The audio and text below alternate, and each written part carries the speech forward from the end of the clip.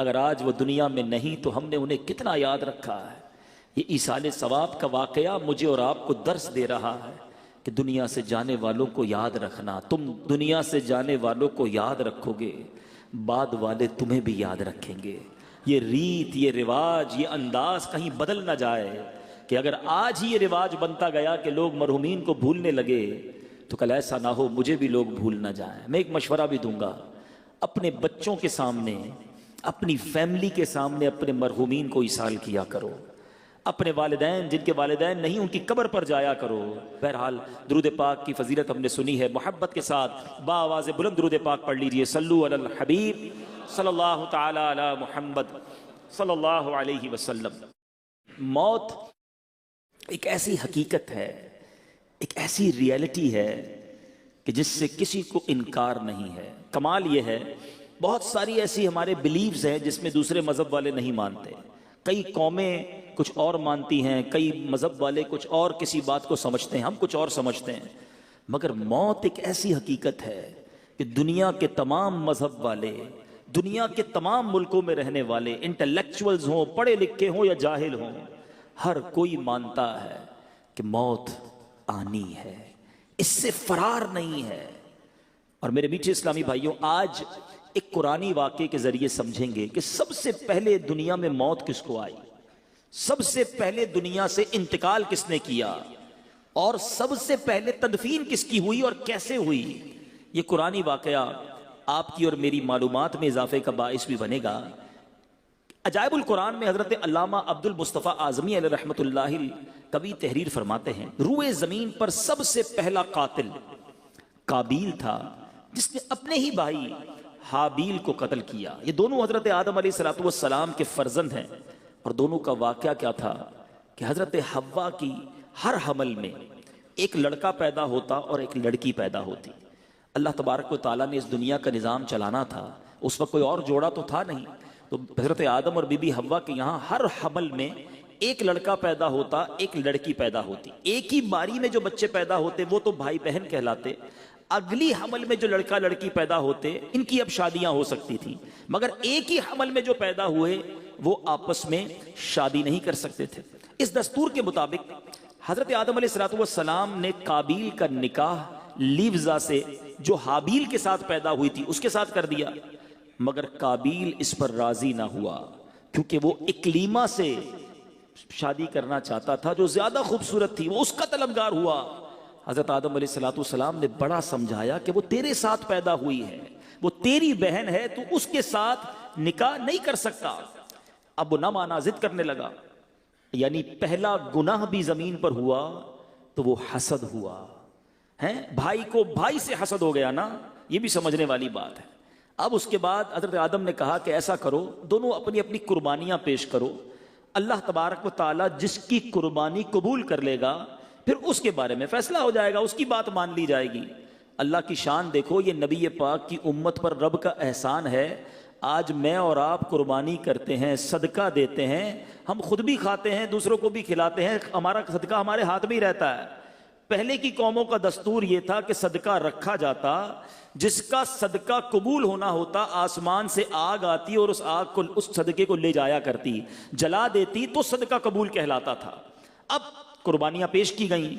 اب میرے میٹھے اسلامی بھائیوں، حضرت حابیل نے جو قربانی پیش کی، اس کو قربانی کو آگ آئی آسمان سے اور وہ لے گئی۔ قابیل کے گیہوں چھوڑ دیے گئے، قابیل نے گیہوں پیش کیے تھے اور حابیل نے بکری کی قربانی پیش کی۔ اب قابیل کے دل میں حسد اور بغض پیدا ہوا کہ میرا بھائی جو ہے یہ اس لڑکی سے شادی کرے گا جس سے میں کرنا چاہتا ہوں۔ دوسری بات پتہ چلی کہ کائنات میں پہلی لڑائی، پہلا جھگڑا، پہلا حسد ہونے کی وجہ بھی عورت تھی۔ یہ عورت کے فتنے سے اللہ مجھے اور آپ کو محفوظ فرمائے۔ اپنی آنکھوں کی حفاظت کیجئے، اپنے معاملات کو درست کیجئے۔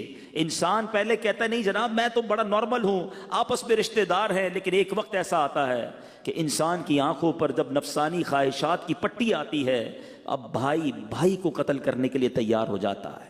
اب قابیل نے کیا کیا؟ قابیل نے حابیل کو قتل کر دیا، مگر اس سے پہلے تو کوئی مرا ہی نہیں تھا نا۔ وہ سوچتا رہا کہ اب میں لاش کا کروں کیا۔ کئی دنوں تک کاندھے پر اٹھائے لاش گھومتا رہا، تدفین تو ہوئی نہیں تھی نا، مرا ہی کوئی نہیں تھا دنیا میں، تو پتہ ہی نہیں تھا پروسیجر کیا ہے، مرنے کے بعد مردے کے ساتھ کرنا کیا ہے۔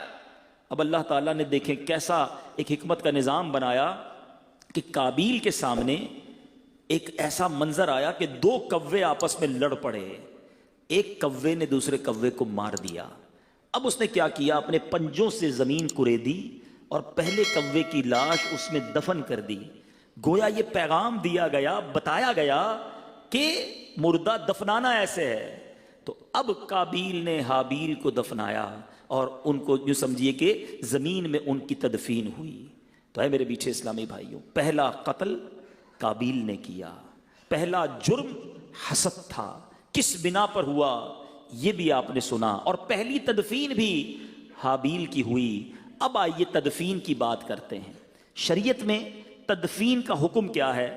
یاد رکھیے، مسلمان کی تجہیز و تکفین یہ فرض کفایہ ہے، یعنی سب پر فرض ہے، لیکن اگر کچھ لوگ مل کر ادا کر دیں تو یہ سب پر سے یہ فرض جو ہے یہ ادا ہو جائے گا۔ اور سبحان اللہ، یہ وہ نیکی ہے، لوگ عموماً اس سے کتراتے ہیں، یہ وہ کام ہے، یہ وہ اجر ہے کہ نبی پاک علیہ الصلوۃ والسلام نے ارشاد فرمایا، جو کسی میت کو نہلائے، کفن پہنائے، خوشبو لگائے، جنازہ اٹھائے اور نماز پڑھے، اور جو ناقص بات، بعض اوقات غسل کے دوران کوئی ایسی بات سامنے آتی ہے جو بتانے والی نہیں ہوتی، آقا فرماتے وہ ناقص بات اسے چھپا دے تو وہ گناہوں سے ایسا پاک ہو جاتا ہے جیسے پیدائش کے دن ہوا تھا۔ یعنی کتنی بڑی نیکی ہے، خوش نصیب ہے وہ اسلامی بھائی، وہ اسلامی بہنیں جو اپنے آپ کو پیش کرتے ہیں اس نیکی کے لیے۔ لوگ کتراتے ہیں، یہ کام سیکھنا چاہیے اور اس پر عمل کرنا چاہیے۔ حضرت سیدنا جابر رضی اللہ تعالیٰ عنہ سے روایت ہے، تاجدار رسالت مخزن جود و سخاوت صلی اللہ تعالیٰ علیہ وسلم نے فرمایا، جو جنازے کے ساتھ چلا اور تدفین تک ساتھ رہا، اللہ عز و جل اس کے لیے 3 قرات ثواب لکھے گا، جن میں سے ہر قرات جبل احد سے بڑا ہوگا۔ یعنی جنازے کے ساتھ جانا، تدفین سے ساتھ رہنا، یہ کتنی بڑی نیکی ہے۔ اور سنو، کفن پہنانا کتنا پسندیدہ عمل ہے۔ نبی پاک علیہ الصلوۃ والسلام نے فرمایا، جس نے کسی میت کو کفنایا یعنی کفن پہنایا تو اللہ عز و جل اسے سندس کا لباس یعنی جنت کا انتہائی قیمتی ریشمی لباس پہنائے گا۔ سبحان اللہ، سبحان اللہ۔ اے میرے میٹھے اسلامی بھائیوں، خوش نصیب ہیں وہ اسلامی بھائی جو ان نیکی کے کاموں میں آگے بڑھتے ہیں۔ اللہ سلامت رکھے دعوت اسلامی والوں کو۔ دعوت اسلامی نے تو باقاعدہ ایک شعبہ بنا دیا ہے، مجلس تجہیز و تکفین، جس میں اسلامی بھائیوں کو، اسلامی بہنوں کو باقاعدہ کورس کروایا جاتا ہے کہ آپ اس نیکی میں آگے بڑھیں اور یہ برکتیں لوٹنے ہمیں بھی چاہیے۔ ویسے غور کرنے کی بات ہے کہ ہمارے گھر میں جنازہ نہیں ہوا تو ہونا ہے۔ میرے گھر میں آج تک جنازہ نہیں ہوا تھا، کئیوں کے جنازے میں گیا تھا، مگر اپنے گھر سے جب جنازہ اٹھا تو بہت کچھ احساس ہوا۔ ساتھ ساتھ یہ بھی پتہ چلا، الحمدللہ ہمارے گھر کی اسلامی بہنوں نے یہ کورس کیا ہوا تھا، تو گھر کی اسلامی بہنوں نے ہی والدہ کو الحمدللہ غسل دیا۔ لیکن ذرا سوچئے، میرے اور آپ کا جنازہ ہوا تو افضل تو یہ ہے کہ بیٹا باپ کو غسل دے، بیٹا والد کا جنازہ پڑھائے، بیٹا والد کو سنت کے مطابق کفن دے۔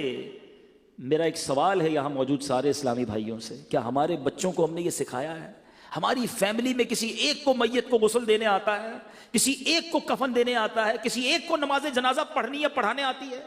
ہم سوچیں نا کہ ہم کیسی تربیت کر رہے ہیں۔ میں آپ کو مشورہ دوں گا، دعوت اسلامی والے مسئلہ بتاتے بھی ہیں، سولوشن بھی بتاتے ہیں۔ کمال کر دی ہماری اس مجلس نے تو کہ ویڈیو اس کی باقاعدہ VCD جاری کر دی ہے کہ اگر اب تو ایپلیکیشن بھی آ گئی ہے، اپنے گھر والوں کو بٹھائیں، یہ 1 گھنٹے کی ویڈیو دکھا دیں کہ بیٹا دیکھو ایسے غسل ہوتا ہے، ایسے کفن دیا جاتا ہے، اور ایک آدھ کسی جنازے میں اپنے بیٹے کو ساتھ لے جائیں تاکہ غسل میں، کفن میں وہ سیکھ لے، تاکہ جب آپ کا یا میرا انتقال ہو تو افضل یہ ہے، وہ باپ خوش نصیب ہے جس کو اس کا بیٹا سنت کے مطابق غسل دے، اس کو کفن دے، اپنے ہاتھوں سے اسے قبر میں اتارے۔ تو بہرحال میرے میٹھے اسلامی بھائیوں، اب کچھ مسائل نماز جنازہ کے بارے میں سن لیجئے، کچھ کنفیوژنز بھی ہیں، وہ بھی آج کلیئر ہو جائیں گی۔ نماز جنازہ فرض کفایہ ہے، ایک بھی ادا کر لے تو سب بری ذمہ ہو جائیں گے، ورنہ جن جن کو خبر پہنچے گی، یعنی کسی نے بھی ادا نہیں کیا تو جن جن کو خبر پہنچی وہ سب کے سب گناہگار ہوں گے۔ اس کے لیے جماعت شرط نہیں ہے، کوئی اکیلا بھی نماز جنازہ پڑھ لے، کوئی ہے ہی نہیں جماعت کے لیے، تو بھی نماز جنازہ ہو جائے گی۔ البتہ اس کی فرضیت کا انکار کفر ہے، یہ یاد رکھیے گا۔ اچھا، خودکشی کوئی کر لے تو اس میں کنفیوژن ہوتی ہے کہ نماز جنازہ پڑھی جائے گی کہ نہیں۔ رد المختار کے ذریعے یہ جواب سن لیجئے کہ جس نے خودکشی کی، حالانکہ یہ بہت بڑا گناہ ہے، مگر اس کی جنازے کی نماز بھی پڑھی جائے گی، اگرچہ قصدن جان بوجھ کر خودکشی کی ہو تو اسے غسل بھی دیں گے اور نماز بھی پڑھیں گے۔ سبحان اللہ، جنازہ پڑھ لیا، اب جنازے کو کاندھا دینے کا کتنا ثواب ہے۔ میں نے براہ راست کبیرہ گناہ معاف ہونے کی میں نے 2 ہی عمل پڑھے ہیں آج تک کہ جس میں کبیرہ گناہ معاف کرنے کی بشارت دی گئی ہے۔ ایک حاجی کو کہ جب وہ جمرات کی رمی کرتا ہے، ہر کنکر پر اس کا ایک کبیرہ گناہ معاف کر دیا جاتا ہے۔ ہم اللہ سے دعا کرتے ہیں اسی سال ہمیں حج کی سعادت عطا فرما، جمرات کی رمی ہو، ہر کنکر پر کبیرہ گناہ معاف۔ لیکن چلو یہ تو سال میں ایک موقع ہے نا، میرے اللہ کی رحمت دیکھو، نبی پاک فرماتے ہیں جو جنازہ لے کر 40 قدم چلے اس کے 40 کبیرہ گناہ معاف کر دیے جائیں گے۔ اب ہمارے یہاں ایک بڑا عجیب رواج ہو گیا ہے، 2 قدم چلیے، آواز لگاتے ہیں۔ امیر اہل سنت بڑی پیاری تربیت فرماتے ہیں کہ آواز بھی لگانی ہے تو لگاؤ کہ 10 قدم لے کر چلیں، چاروں پائے پر 10 قدم لے کر چلنا، یہ سنت ہے۔ صدر الشریعہ بدر الطریقہ تحریر فرماتے ہیں شوہر اپنی بیوی کے جنازے کو کاندھا بھی دے سکتا ہے، قبر میں بھی اتار سکتا ہے، اور منہ بھی دیکھ سکتا ہے۔ لوگ کہتے ہیں چہرہ نہیں دیکھ سکتا، چہرہ بھی دیکھ سکتا ہے، صرف غسل دیتے وقت بلا حائل اس کے بدن کو نہیں چھو سکتا۔ اب چند احکام سن لیے، چند فضائل سن لیے، اب آتے ہیں آج کے بیان میں میسج کی طرف۔ آج ہم کیوں آئے ہیں، ہم نے اس سے کیا عبرت لی ہے؟ ہم ایک میت کو ایصال کرنے آئے ہیں، ایک مرحومہ کی یوں سمجھیے کہ یاد میں یہ اجتماع ہوا ہے۔ کبھی جنازے میں جاتے ہیں، کبھی سویم میں جاتے ہیں، کبھی 40ویں میں جاتے ہیں، کوئی عبرت، کوئی میسج اپنے لیے لیتے ہیں کہ نہیں؟ جنازہ آگے آگے کہہ رہا ہے اے جہاں والو، جنازہ آگے آگے کہہ رہا ہے اے جہاں والو، میرے پیچھے چلے آؤ تمہارا رہنما میں ہوں۔ قبرستان کی دعا ہم میں سے کئیوں کو یاد ہوگی، اس میں بھی پیغام یہی ہے، السلام علیکم یا اہل القبور یغفر اللہ لنا ولکم وانتم سلفنا ونحن بالاثر۔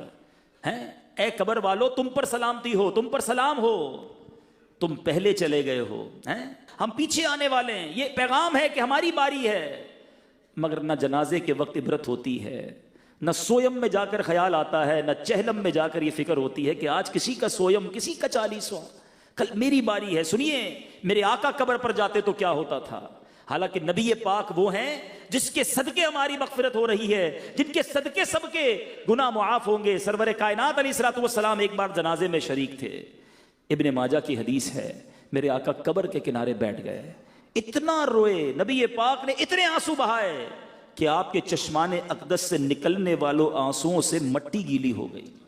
قبر کے کنارے بیٹھ کر اتنے آنسو سرور کائنات نے بہائے، پھر فرمایا اس یعنی قبر کے لیے تیاری کرو۔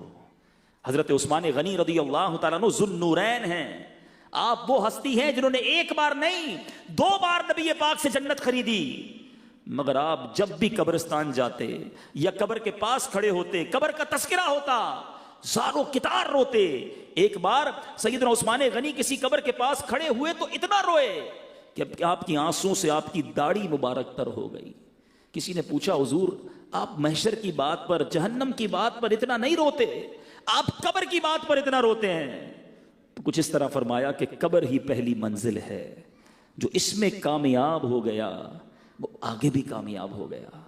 اے میرے میٹھے اسلامی بھائیو، ہم سوچیں، ہم میں کوئی فلیٹ میں رہتا ہے، اس کی تمنا ہے بنگلہ ہو جائے، بنگلہ چھوٹا ہے تو بڑا ہو جائے، مکان ایسٹ اوپن ہے تو ویسٹ اوپن ہو جائے، آج کل سردیاں ہیں تو کمبل کا اہتمام ہے، گرمیاں ہوں تو لائٹ، پنکھا، یو پی ایس، جنریٹر سب چاہیے، کیونکہ سکون والی نیند چاہیے۔ کتنا رہو گے اس گھر میں؟ 50 سال، 60 سال، 70 سال، اگر جی بھی لیا تو قبر میں کتنا سال رہیں گے؟ وہ قبر میں ہوا ہوگی کہ نہیں؟ چھوٹا گھر اچھا نہیں لگتا، کبھی دیکھیے قبر 2 گز کی قبر ہوتی ہے، کھڑا بھی نہیں ہو سکتا بندہ، کروٹ بھی نہیں لے سکتا۔ مگر آؤ میں بتاتا ہوں، اگر اللہ راضی ہوا تو قبر کتنی بڑی ہو جائے گی۔ 1000-2000 گز کا بنگلہ دیکھ کر حسرت کرتے ہو نا، جس میں پتہ ہی نہیں کتنا رہو گے، جس قبر میں صبح قیامت تک رہنا ہے، علماء فرماتے ہیں جس سے رب راضی ہو گیا اس کی قبر تا حد نگاہ وسیع ہو جائے گی. تا حد نگاہ کا مطلب سمجھتے ہیں؟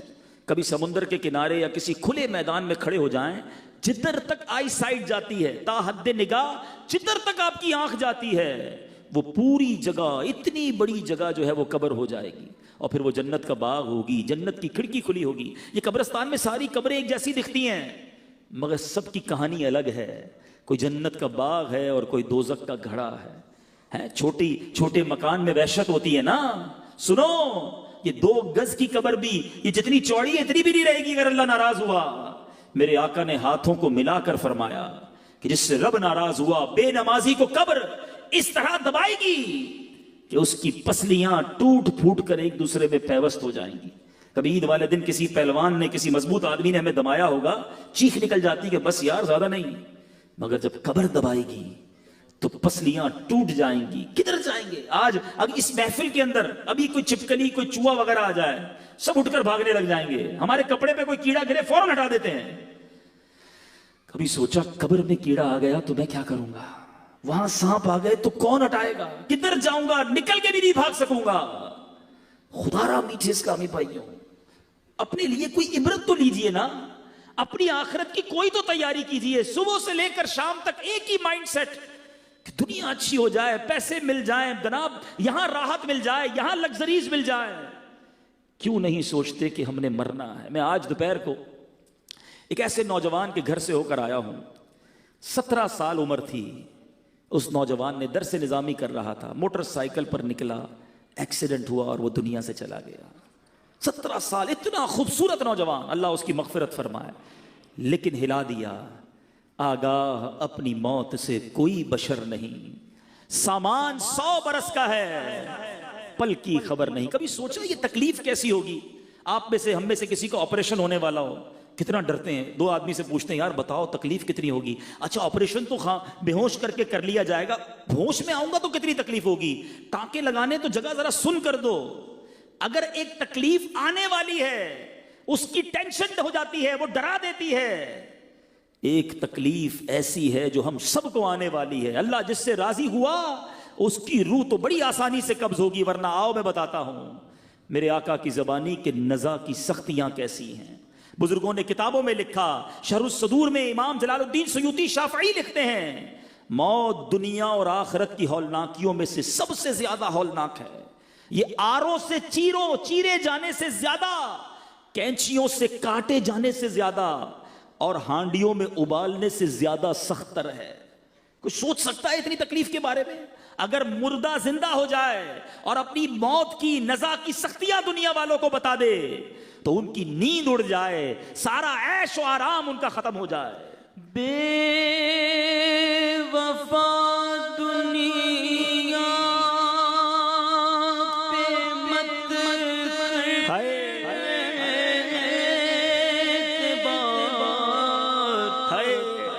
تو اچانک موت کا ہوگا شکار, جگہ جی لگانے دنیا نہیں ہے, دنیا نہیں ہے. یہ عبرت کی جان ہے, تماشا نہیں ہے. ہم ایسے جیتے جیسے مرنا ہی نہیں. سنو موت کی تکلیف کیسی ہوگی. حضرت عمر رضی اللہ تعالیٰ عنہ نے حضرت کعب رضی اللہ تعالیٰ عنہ سے فرمایا ذرا ہمیں موت کی شدت کے بارے میں بتاؤ. حضرت کعب نے کہا اے امیر المومنین, موت ایک ایسی ٹہنی کی طرح ہے جس میں بہت زیادہ کانٹے ہو اور وہ انسان کے جسم میں داخل ہو جائے, اس کے ہر کانٹے نے ہر رگ میں جگہ پکڑ لی ہو, اسے ایک آدمی انتہائی سختی کے ساتھ کھینچے تو کچھ باہر آ جائے اور باقی جسم میں رہ جائے. بتاؤ ایسی تکلیف ہم کیسے برداشت کریں گے؟ پھر بھی غافل ہیں, پھر بھی اس کی تیاری نہیں ہے. ارے اتنی تکلیف کے دوران کیا ہوگا؟ سنو میرے میٹھے اسلامی بھائیوں, امام ابن الحاج مکی قدس سرہ مدخل میں لکھتے ہیں کہ جب نزاع کا وقت ہوگا، اتنی تکلیف کا عالم ہوگا، دو شیطان انسان کے پہلو میں آ کر بیٹھ جاتے ہیں اور وہ انسانی شکل میں ہوتے ہیں۔ تکلیف میں تو ویسے بھی بات سمجھ نہیں آتی نا، وہ انسانی شکل میں آئیں گے۔ آخری وقت بھی شیطان کوشش کرتا ہے کہ ایمان چھین لے اور بندہ بے ایمان ہو کر دنیا سے جائے۔ سوچو ہم میں سے کس کو ایمان کی فکر ہے؟ ہم میں سے کون اپنی موت کی تیاری کر رہا ہے؟ آج صبح و شام گناہ کر رہے ہیں۔ جگہ جی لگانے کی دنیا نہیں ہے، یہ عبرت کی جا ہے، تماشا نہیں۔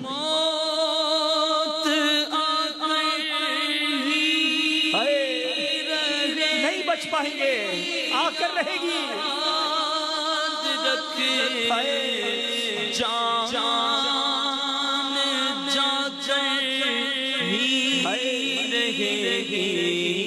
یاد رکھے جب موت کا چھا جائے گا، بچہ کوئی نہ تجھ کو پائے گا، قبر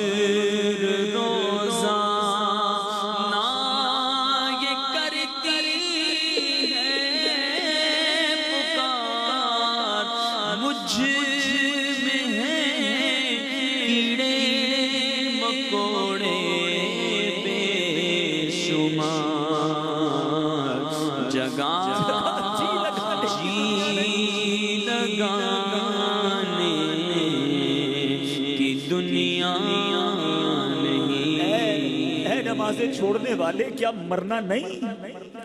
اے اپنی آنکھوں کو حرام سے پر کرنے والے کیا مرنا نہیں؟ اے اپنے کانوں کو حرام میوزک اور بری باتوں کو سے بھرنے والے تجھے مرنا نہیں؟ اے حرام کام کرنے والے، اے سود کا کاروبار کرنے والوں، اے جھوٹ بول کر اپنا مال بیچنے والوں، اے مسلمانوں کو دھوکہ دینے والوں، اے مسلمانوں پر ظلم کرنے والوں، مرنا نہیں؟ آج اکیلے میں بیٹھ کر ایسے گناہ کرتے جیسے کوئی دیکھ نہیں رہا، مگر یاد رکھو چھپ کے لوگوں سے کیے جس کے گناہ وہ خبردار ہے کیا ہونا ہے۔ ہم سب کو مرنا ہے، خدا را اس کی موت کی تیاری کر لو۔ آج توبہ کرنی ہے، وہ بڑا کریم ہے۔ ہو سکتا ہے کسی کے ذہن میں خیال آ رہا ہو گناہ تو بہت ہو گئے، نمازیں تو بڑی قضا ہو گئی، حرام کام تو بہت سارے ہو گئے، اب ہوگا کیا، بچوں گا کیسے؟ ہمارا رب بہت کریم ہے، وہ بڑا رحیم ہے۔ 70 سال بندہ گناہ کرے، ایک بار سچی توبہ کر لے، وہ کریم سارے گناہ معاف کر دیتا ہے۔ اس کی رحمت چاہتی ہے میرا بندہ بخشا جائے، پکارو تو صحیح اسے، ایک بار سر تو جھکاؤ اس کی بارگاہ میں کہ مولا معاف کر دے، ہو گئی غلطی مالک معاف کر دے، میں بڑا گناہگار ہوں مالک معاف کر دے، اکیلے میں کیے گناہ یہ جانتے ہوئے کہ تو دیکھ رہا تھا مالک معاف کر دے، کر لیے حرام کام، آ گیا شیطان کی باتوں میں ہوں تیرا بندہ، تیرے سوا کون ہے میرا مالک معاف کر دے۔ میری ماں سے میں نے کئی بار معافی مانگی، ماں نے معاف کیا، اے اللہ تو 70 ماؤں سے زیادہ چاہنے والا ہے، اپنے اس گناہگار بندے کو معاف کر دے۔ خدا کی قسم ایک بار اس کریم کو پکارو تو صحیح، ایک بار سر تو جھکا لو اس کے سامنے، وہ کیسے معاف کرتا ہے۔ بہت بڑا اہتمام نہیں کرنا پڑتا، ایک بار دیکھو میرا رب شرمندگی کو کیسے قبول کرتا ہے۔ حضرت عمر رضی اللہ تعالیٰ عنہ ایک بار کہیں جا رہے تھے، ایک شخص کے ہاتھ میں شراب کی بوتل تھی، حضرت عمر نے اس کو پکڑا، کہا بتاؤ کیا ہے۔ حضرت عمر کی عدالت، آپ کا جلال، آپ کے فیصلوں کی ہیبت تھی۔ وہ شخص کہا آج تو مارے گئے، ہاتھ میں شراب کی بوتل ہے، حضرت عمر سامنے کھڑے ہیں۔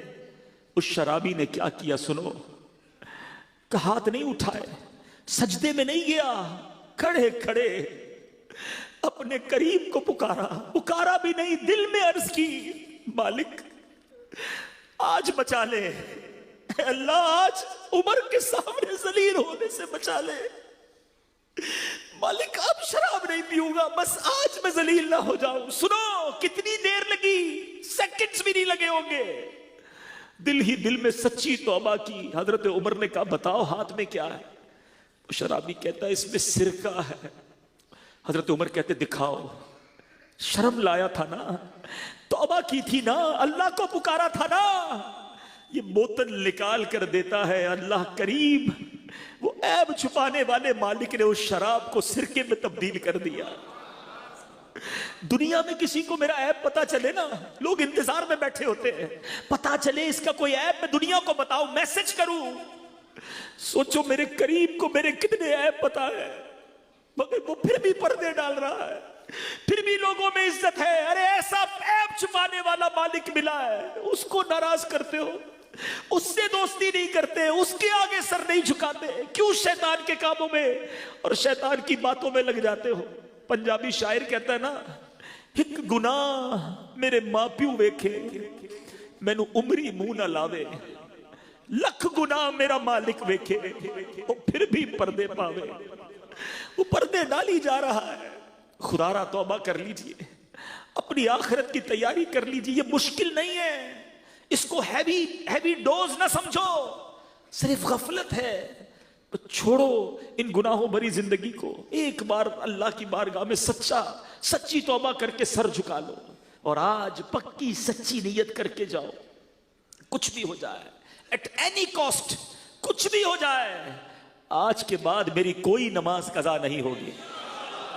ایسا نہیں، ایسا نعرہ لگاؤ دل سے کہ بس آج کے بعد ہماری کوئی نماز قضا نہیں ہوگی، حرام کاموں کے قریب بھی نہیں جائیں گے، اپنے رب کو ناراض کرنے والے کام نہیں کریں گے۔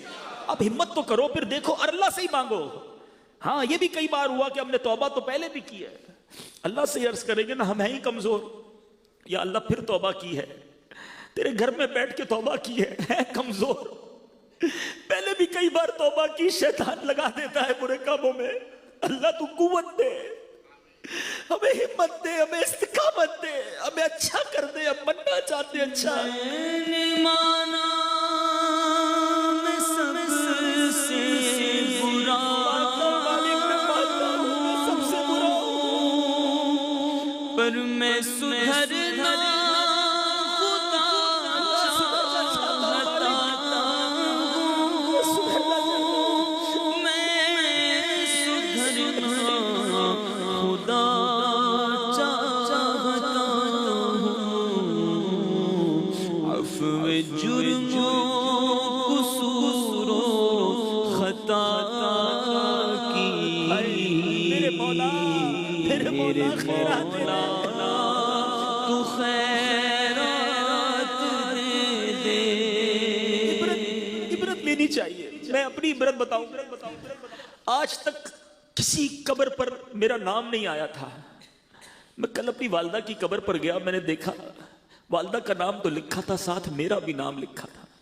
وہ دن آ گیا نا کہ کسی قبر پر نام آ گیا۔ اب تھوڑے دنوں کے بعد کوئی ایسی قبر بھی ہوگی جس پر ہمارا نام لکھا ہوگا۔ کیوں عبرت نہیں پکڑتے کہ سارا کر و فر، یہ ساری جائیداد، یہ سارا نام، یہ ساری شہرت سب رہ جائے گی، ہم اکیلے قبر میں پہنچ جائیں گے۔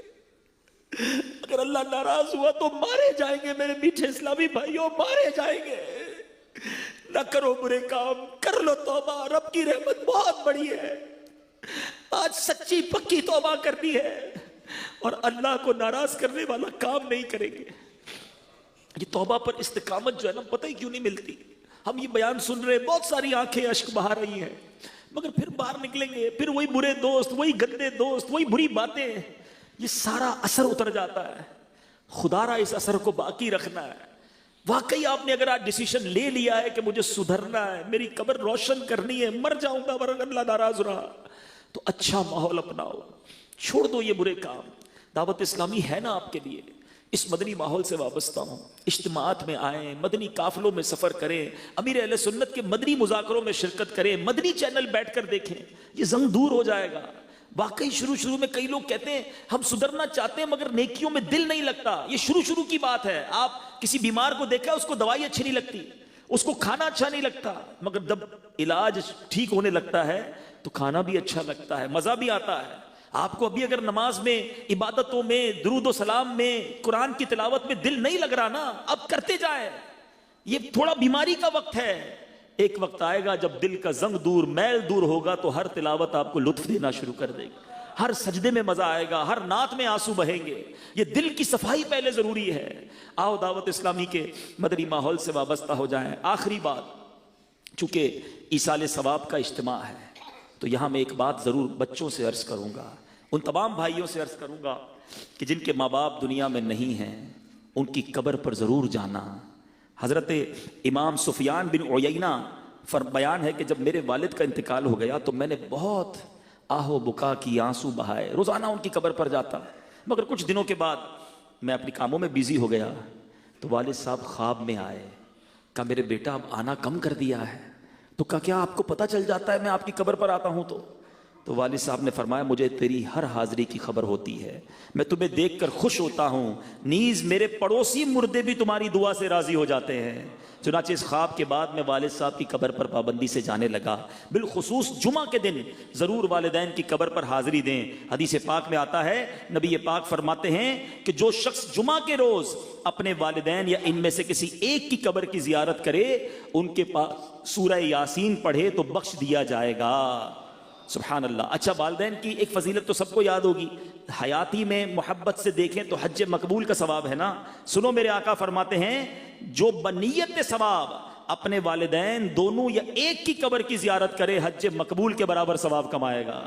زندہ میں بھی دیکھو تو حج ہے، جا کر قبر کی زیارت کرو تو بھی حج ہے۔ تو اے میرے میٹھے اسلامی بھائیوں، خوب ان کو ایصال ثواب کریں۔ آپ میں سے جب کوئی حج کو جائے، نفلی حج ہو تو والدین کے نام کا حج کرے۔ حدیث پاک کے مضمون کے مطابق اس کو اپنے حج کا ثواب تو ملے گا، 10 مزید حج کا ثواب عطا فرما دیا جائے گا۔ تو خوب ایصال ثواب اپنے مرحومین کو کریں۔ اور ایک بہترین طریقہ اپنے مرحومین کو ایصال ثواب کرنے کا، ہم نکمے لوگ ہیں، 1 دن 2 دن 40ویں تک، برسی تک یاد رکھیں گے، پھر اپنے کاموں میں مصروف ہو جاتے ہیں۔ اگر ان مرحومین کا کوئی بندوبست اچھا والا کرنا ہے نا، تو میں مشورہ دوں گا کہ ان کے نام کی کوئی مسجد بنا دیں، کوئی مدرسہ بنا دیں، کوئی ایسی چیز بنا دیں جو چلنے والی ہو، قیامت تک چلتی رہے۔ اچھا، اللہ بڑا کریم ہے، کوئی بچہ اپنے والدین کے نام کی مسجد بنائے تو ایسا نہیں کہ والدین کو ثواب ملے گا، اس کو نہیں، بنانے والے کو بھی قیامت تک ثواب ملے گا، جن کے لیے بنائی ان کے لیے بھی ثواب جاریہ ہو جائے گا۔ اب ماشاءاللہ ہم پہاڑی والی مسجد میں ہیں، اللہ اس مسجد کے امام صاحب، خطیب صاحب، کمیٹی کے تمام حضرات کو خوب برکت عطا فرمائے جو ہم سے تعاون کرتے ہیں۔ اب یہ کتنے اجتماعات، نمازیں، معاملات ہو رہے ہیں، بہت سارے اس مسجد کو بنانے والے ایسے ہیں جو دنیا میں نہیں، لیکن آج کے اس اجتماع کا ثواب بھی انہیں مل رہا ہوگا۔ تو یہ وہ نیکی ہے، یہ وہ ثواب کی فیکٹری ہے جو ہمیں لگا دینی چاہیے۔ تو جنہوں نے اب تک اپنے مرحومین کے لیے ایسا نہیں کیا، دعوت اسلامی سے رابطہ کریں۔ بدری چینل پر بھی جو مجھے سن رہے ہیں، سوشل میڈیا پہ جو مجھے سن رہے ہیں، آپ ہم سے رابطہ کریں۔ دعوت اسلامی کا پورا ایک شعبہ ہے، مجلس سے خدام المساجد، بہت تھوڑے بجٹ میں بھی مسجد بن جاتی ہے، بلکہ اگر ہمارے پاس تو کئی پلاٹس بھی موجود ہیں، آپ ہمارے پاس آئیں، رابطہ کریں ہمارے ذمہ داران سے، ہم آپ کو بتائیں گے کہ بھائی یہ پلاٹ ہے، آپ اس پہ تعمیر کر دیں، آپ کے والد صاحب والدہ کے نام پر قیامت تک سجدے ہوتے رہیں گے، آپ کو نیکیاں ملیں گی۔ اللہ تعالی ہم سب کا جمع ہونا اپنی بارگاہ میں قبول فرمائے۔ صلو علی الحبیب صلی اللہ تعالی علی محمد صلی اللہ علیہ وسلم۔ سچی توبہ نصیب کر دے، بدل دے مولا، یہ دل بدل جائے، یہ گناہوں سے نفرت ہمیں ہو جائے۔ تیرے بندے ہیں مالک، کمزور ہیں، تجھے پکار رہے ہیں، آج ہم سب پر ایسی نگاہ فرما کہ آج کے بعد ہماری کوئی نماز قضا نہ ہو، آج کے بعد ہم گناہوں کی طرف نہ جائیں، نیکیوں میں ہمیں مزہ آنے لگ جائے، ہمارا دل لگ جائے۔